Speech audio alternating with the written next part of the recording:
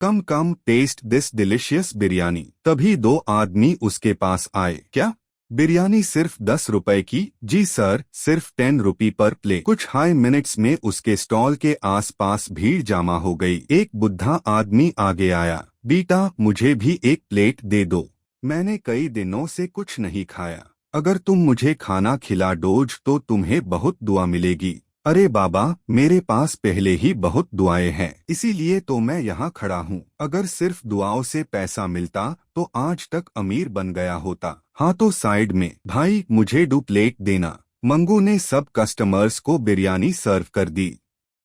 Wow, ये बिरयानी तो सच में बहुत टेस्टी है। बिल्कुल, सिर्फ 10 रुपी में तो बहुत बढ़िया है। मुझे लगता है मैं रोज यही खाऊंगा। दोनों कस्टमर्स खाना खत्म करते हैं। लो भाई, तो टोटल 60 रुपए ही। क्या 60 रुपए? यहाँ तो क्लियरली 10 रुपी पर प्लेट लिखा है। हाँ, प्लेट 10 रुपए की है, लेकिन जो बिरयानी प्लेट के अंदर थी उसके 50 रुपीज अलग लगेंगे। ये तो चीटिंग है। और भी कई कस्टमर्स इसी चाल में फंस गए। वो सबसे 60 रुपीज वसूल करता और इसी तरह उस दिन हजारों रुपए कमा लेता। इसी को बिजनेस कहते हैं। 10 रुपए की प्लेट। उसी गांव में महेश नाम का एक आदमी रहता था जो मजदूरी करके अपना घर चलता था। उसकी पत्नी नंदिनी और उसकी माँ घर संभलती थी। एक दिन महेश घर लौट रहा था, तब उसकी मुलाकात उसी बूढ़े आदमी से हुई।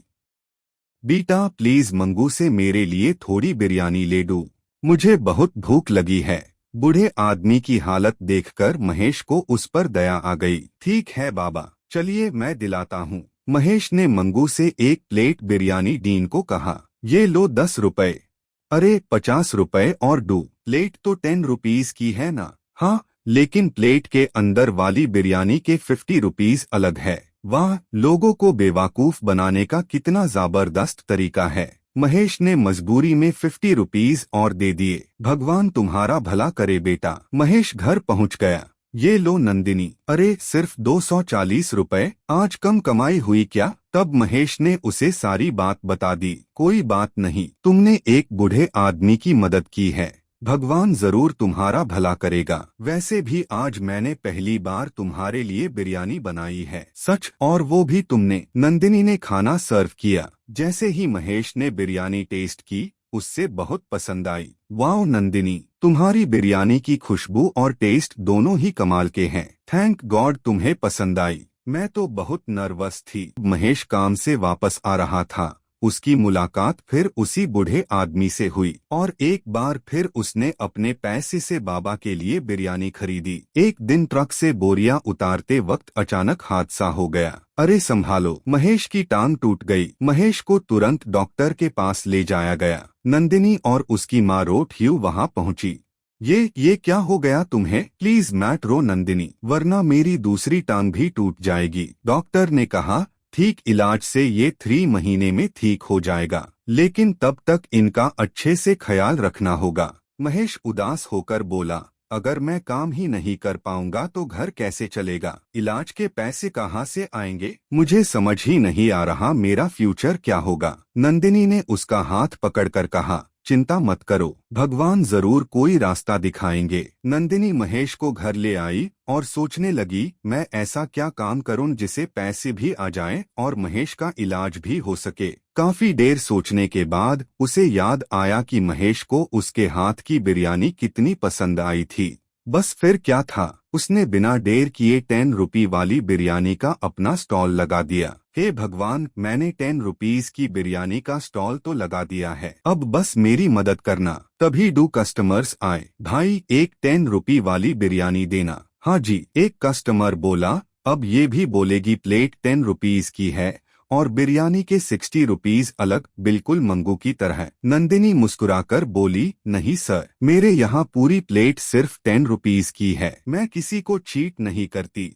सच में सिर्फ 10 रुपये में इतनी सारी बिरयानी? जी सर। ये सुनते ही उसके स्टॉल पर भीड़ लग गई। मुझे एक प्लेट, मेरे लिए भी एक। जी सर, अभी देती हूँ। नंदिनी ने सबको जल्दी जल्दी बिरयानी सर्व कर दी और सब लोग उसकी बिरयानी का मजा लेने लगे।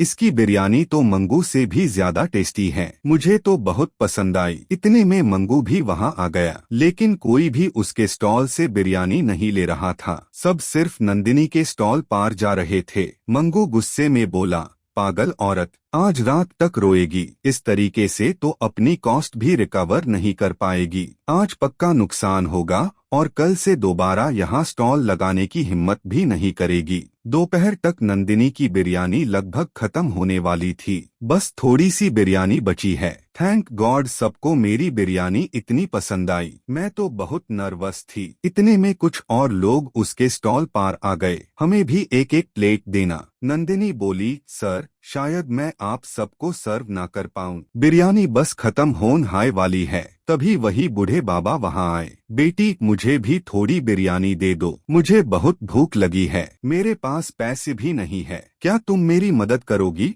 नंदिनी मुस्कुराकर बोली, कोई बात नहीं बाबा, आपको पैसे देने की जरूरत नहीं है। उसने बाबा को एक प्लेट बिरयानी दे दी। फिर बोली, जो बचेगी वो बाकी सबको दे दूंगी। ये कहकर नंदिनी सबको एक एक करके बिरयानी सर्व करने लगी। लेकिन तब एक चमत्कार हुआ। जितनी भी बिरयानी वो सर्व करती जा रही थी, हांडी कभी खाली ही नहीं हो रही थी। ये बिरयानी खत्म क्यों नहीं हो रही? कुछ देर पहले तो लग रहा था कि बस खत्म होने वाली है, अब तो पहले से भी ज्यादा लग रही है। आखिर नंदिनी ने कितनी बिरयानी बनाई थी? सब लोग हैरान थे। नंदिनी भी समझ नहीं पा रही थी, लेकिन वो बूढ़े बाबा बस हल्का सा मुस्कुरा रहे थे, जैसे उन्हें सब कुछ पता हो। उस दिन नंदिनी ने बहुत अच्छी कमाई की और घर लौट आई। इतने सारे पैसे देखकर महेश और उसकी माँ बहुत खुश हुए। देखो महेश, आज मैंने इतने सारे पैसे कमाए, सिर्फ 10 रुपए की बिरयानी से। महेश हैरान होकर बोला,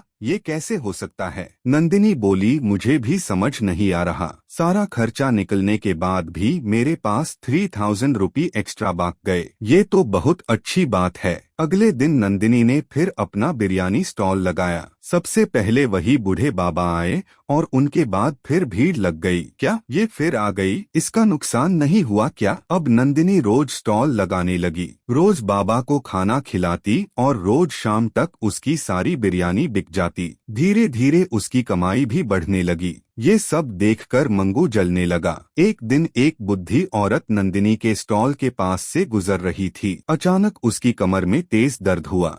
है राम, मेरी कमर! नंदिनी तुरंत उसकी मदद के लिए भागी। इसी मौके का फायदा उठाकर मंगू चुपके से एक डब्बा लेकर नंदिनी के स्टॉल पार गया और उस डब्बे का सारा पाउडर उसकी बिरयानी में मिला दिया। अब ये कभी बिरयानी नहीं बेच पाएगी। इतना करके वो वापस अपने स्टॉल पार चला गया। नंदिनी बुद्धि औरत की मदद करके वापस आई और फिर से बिरयानी सर्व करने लगी। कुछ देर बाद जिसने नंदिनी की बिरयानी खाई थी, उन सबके पेट में तेज दर्द होने लगा। लगभग 12 लोग डॉक्टर के पास पहुंच गए। डॉक्टर साहब, बहुत दर्द हो रहा है। डॉक्टर ने सबको दवा दी और कुछ ही देर में सब ठीक हो गए। तभी मंगू वहां आ गया। तो दोस्तों, मजा आ गया 10 रुपये वाली बिरयानी खाकर? क्या मतलब? सब उस सस्ती बिरयानी की वजह से हुआ है। अगर मेरी बिरयानी खाई होती तो ऐसा कभी नहीं होता। मैं तो सबसे अच्छे इंग्रेडिएंट्स यूज करता हूँ। सब लोग उसकी बात मान गए। हाँ, मंगू सही कह रहा है।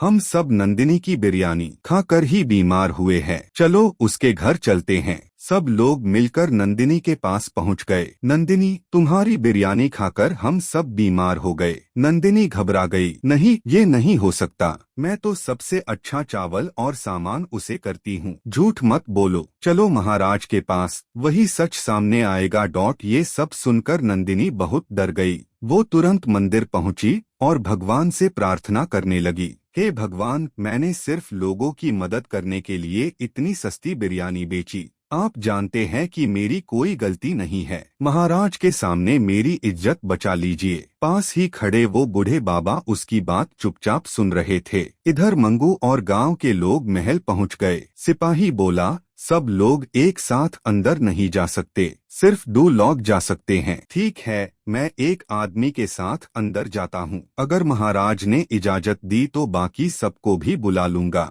मंगू एक आदमी के साथ दरबार में गया। महाराज की जय हो, बताओ क्या बात है। इतने में वो बूढ़े बाबा भी दरबार में आ गए और चुपचाप सब देखने लगे। मंगू बोला, महाराज, हमारे गांव के बहुत सारे लोग 10 रुपये वाली सस्ती बिरयानी खाकर बीमार हो गए हैं। उस बिरयानी की क्वालिटी बहुत खराब है। ये आदमी आपको सारी बात बताएगा। आदमी बोला, महाराज, हम सब सिर्फ 10 रुपीस की बिरयानी खाकर बीमार हो गए। हमें पता ही नहीं था कि वो हमारी सेहत के लिए इतनी खराब है। ये सुनकर मंगू अंदर ही अंदर बहुत खुश हुआ। महाराज बोले, उस दोषी का नाम बताओ जिसने तुम सबको इतनी घटिया बिरयानी खिलाई। आदमी ने तुरंत कहा, महाराज, वो मंगू है, उसी की वजह से हम सब बीमार हुए हैं। ये सुनकर सब लोग हैरान रह गए। खुद मंगू भी शॉक हो गया। अरे तुम क्या कह रहे हो? तुम लोग तो नंदिनी की 10 रुपये वाली बिरयानी खाकर बीमार हुए, मेरी नहीं। आदमी बोला, नहीं महाराज, नंदिनी की बिरयानी बहुत स्वादिष्ट थी।